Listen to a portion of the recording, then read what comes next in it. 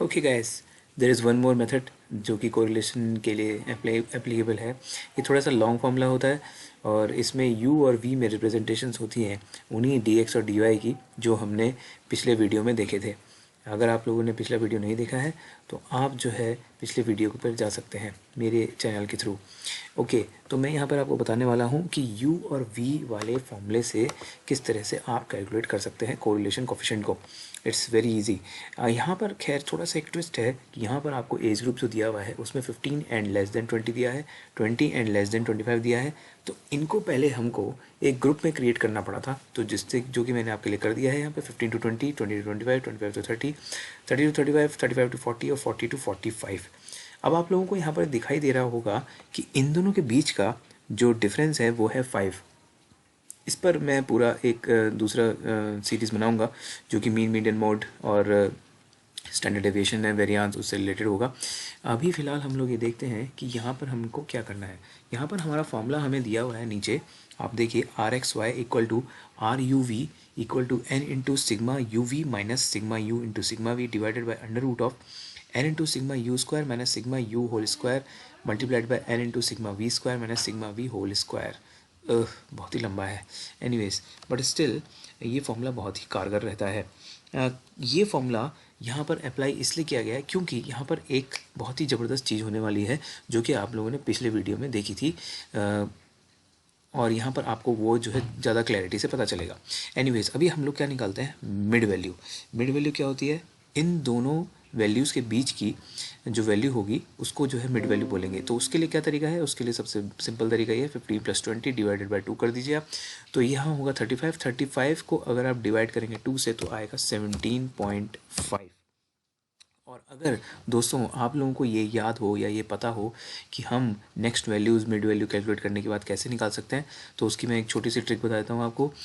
इन दोनों के बीच का क्लास इंटरवल देखिए जो कि है 5। अगर आप इनमें नेक्स्ट वैल्यूज़ में क्लास इंटरवल ऐड करते जाएंगे तो आपके सारी की सारी मिड वैल्यूज़ निकल आएंगी। जैसे कि 17.5 में अगर आपने 5 ऐड किया तो 22.5 आ जाएगा। सिमिलरली 27.5 हो जाएगा, उसके बाद 32.5 हो जाएगा, इसके बाद 37.5 हो जाएगा, और ऐसे ही जो है 42.5 आ जाएगा। इजी है, कोई कंफ्यूजन नहीं है, कोई ज़्यादा दिक्कत भी नहीं होगी आपको इसमें समझने में। मैं बहुत ही इजी तरीके से आप लोगों को ये बताऊंगा, बहुत ही इजी तरीके से आप लोगों को ये समझाऊंगा। अगर यहाँ पर अब आपको थोड़ा सा एक नई चीज़ जो है याद रखनी पड़ेगी। जब हम dx निकालते थे तो dx में हम x माइनस एक्स बार करते थे। यहाँ पर जब हम x माइनस करेंगे तो हम पहले इसकी नो डाउट हम इसकी मिड वैल्यू निकालेंगे। ये यानी कि हम इसकी जो है मिड की जो वैल्यू है इसको जो है देखेंगे दोनों की, y की भी, y सीरीज़ की भी और x सीरीज़ की भी। ठीक है, तो u जो है x सीरीज़ को रिप्रेजेंट करेगा और v जो है y सीरीज़ को रिप्रेजेंट करेगा। बहुत ही सिंपल है। अब यहाँ पे हम लोग थोड़ा सा एक दूसरा मेथड अप्लाई करेंगे। जो हमने पिछला मेथड था उसमें तो हमने x बार को मीन लिया था, पर इस मेथड में हम लोग जो मिड वैल्यू होती है इस पूरी सीरीज़ की उसको यहाँ पर एक्स बार के रूप में जो है लेते हैं। जैसे कि यहाँ पर आपके पास 1 2 3 4 5 6 वैल्यूज़ दी हुई हैं, तो मिड में 27.5 आया, तो हमने 27.5 को क्या ले लिया, इसका मिड वैल्यू, और डिवाइड बाय 5। डिवाइड बाय 5 क्यों किया हम लोगों ने, डिवाइड बाय 5 इसलिए किया क्योंकि यहाँ पे क्लास इंटरवल 5 दिया हुआ है। ये ग्रुप को हमको मिड वैल्यू निकालनी पड़ी थी, तो इसलिए बहुत ज़रूरी होता है जब भी हम इस तरह की कोई कैलकुलेशन करें तो हम ये ध्यान रखें कि उसमें जो है जो गैप है यानी कि जो क्लास इंटरवल है वो ज़रूर लें यहाँ पर u और v की वैल्यू निकालने के लिए। सिमिलरली यहाँ पर हम y की सीरीज़ में अगर देखें तो सेंटर में हमारी जो तीसरी वैल्यू आ रही है वो आ रही है 50, तो हमने थर्ड वैल्यू ली जो कि मिड वैल्यू है, तो यानी कि वो आएगी आपकी 50 डिवाइडेड बाय 5। क्लास इंटरवल दोनों का सेम ही रहेगा, दोनों का हमने सेम ही क्लास इंटरवल मान के चल रहे हैं। ओके, इसी के बाद अब हम लोग क्या करेंगे, u की सारी वैल्यूज़ कैलकुलेट करेंगे। तो हम फटाफट से u की सारी वैल्यूज़ कैलकुलेट कर लेते हैं। तो इसमें कैसे होगा, x माइनस 27.5 डिवाइडेड बाय 5 होगा। x यहाँ पर क्या है 17.5 माइनस 27.5 डिवाइडेड बाय 5 होगा, तो ये क्या आ जाएगी वैल्यू, -2 आ जाएगी। सिमिलरली -1 आ जाएगा, इसके बाद 0 हो जाएगा क्योंकि 27.5 माइनस 27.5 है, 0 है, फिर 1 2 और 3। आप लोगों को ये भी देखने की ज़रूरत नहीं है कि ये 0 के बाद कितने हैं, 0 के बाद 1 2 3 ही होगा, ठीक है। यहाँ पर जैसे आप लोगों ने शुरू किया, सपोज करिए यहाँ पर -3 से शुरू होता, -3 -2 -1, तो कहीं ना कहीं 0 जरूर आता।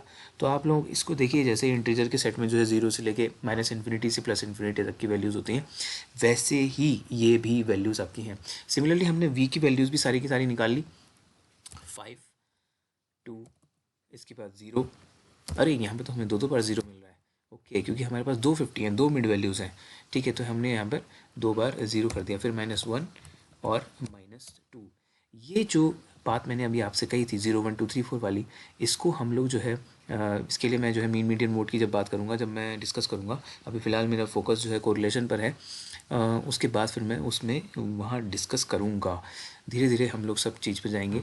इसको हम यू स्क्वायर को यू स्क्वायर कर लेते हैं, यू को 4 1 0, इसके बाद 1, फिर 4 और फिर 9।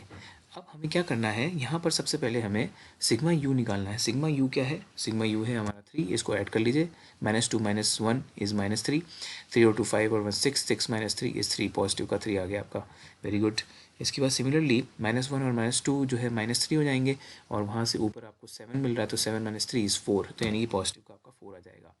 ऐसे ही सिग्मा यू स्क्वायर, ये सारी वैल्यूज़ ऐड कर लीजिए, ये आपका आएगा 19।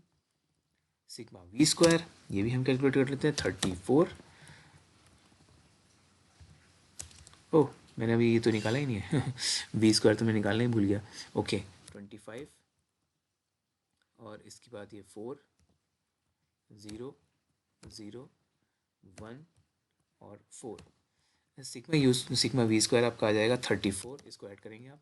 अब निकालेंगे हम सिग्मा यू वी, उसके लिए हमें सबसे पहले चाहिए यू और वी की मल्टीप्लाई हम यहाँ पे कराएंगे, तो हमारा -10 आएगा पहला, -10, 210 हो गया -10 -2, फिर 0, फिर से 0, इसके बाद -2 और फिर लास्ट में -6। तो आपका सिग्मा यू वी जो आएगा वो आएगा -20।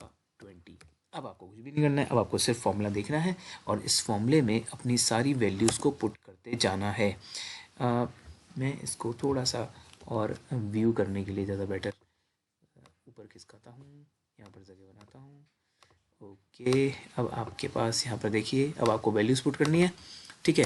तो वैल्यूज़ पुट कर लीजिए, एन आपके पास, एन काउंट कर लीजिए कितने हैं, 1 2 3 4 5 6 हैं, तो 6 × 6 multiplied by sigma of u v, sigma of u v है -20, तो इसको ब्रैकेट में डाल दीजिए, -20 minus sigma u into sigma v, 3 × 4, 3 × 4 divided by under root यहाँ से ले लेता हूँ, divided by under root of n into sigma u square. N कितना है, 6 × सिग्मा यू स्क्वायर, हमारे पास सिग्मा यू स्क्वायर कितना दिया हुआ है, 19 दिया हुआ है, वेरी गुड। इसके बाद माइनस में सिग्मा यू का होल स्क्वायर, मतलब कि सिग्मा यू का जो होल स्क्वायर होगा, तो यानी कि सिग्मा यू का जो होल स्क्वायर होगा वो होगा आपका 9, तो यानी कि 3 का स्क्वायर, 3 का होल स्क्वायर, 3 का स्क्वायर कर देते हैं।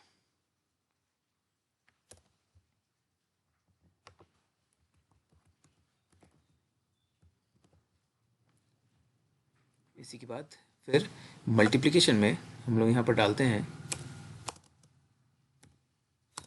इसको मल्टीप्लिकेशन में डालते हैं, n into sigma of v square, n है आपका 6 into sigma of v square, यानी कि सिग्मा ऑफ वी स्क्वायर है 34 माइनस सिग्मा वी का होल स्क्वायर आपका आ जाएगा 16। बस इसके बाद हमें कैलकुलेशन करनी है सिंपल। हमारा ऊपर की जो कैलकुलेशन है, डिनोमिनेटर की जो कैलकुलेशन है, उसको अगर हम करेंगे तो 6 × -20 इज़ -120, और उसमें हम अगर माइनस का 12 और ऐड करेंगे तो वो आ जाएगा -132 divided by under root of, यहाँ से मुझे अंडर रूट उठाना पड़ेगा। अगर हम इसको नीचे की पूरी वैल्यूज़ को सॉल्व करेंगे तो हमारा आएगा 105 × 118, तो ये आपका पड़ जाएगा माइनस का 132 डिवाइडेड बाय, पूरा सॉल्व करेंगे रूट के बाद भी तो 140.4991। इससे हमारा जो वैल्यू आएगी वो आएगी माइनस की 0.9395। अब मेन चीज़ है कि इसका इंटरप्रिटेशन क्या होगा। इसका इंटरप्रिटेशन ये होगा कि बहुत ज़्यादा हाई कोरिलेशन है, ठीक है, नेगेटिव में, यानी कि उसका साइन अपोजिट है, उसका डायरेक्शन अपोजिट है, ठीक है, पॉजिटिव और नेगेटिव कोरिलेशन भी होता है। इस पर भी मैं एक शॉर्ट वीडियो बना दूंगा जिससे कि आपको पता चल जाए कि पॉजिटिव और नेगेटिव कोरिलेशन क्या हुआ।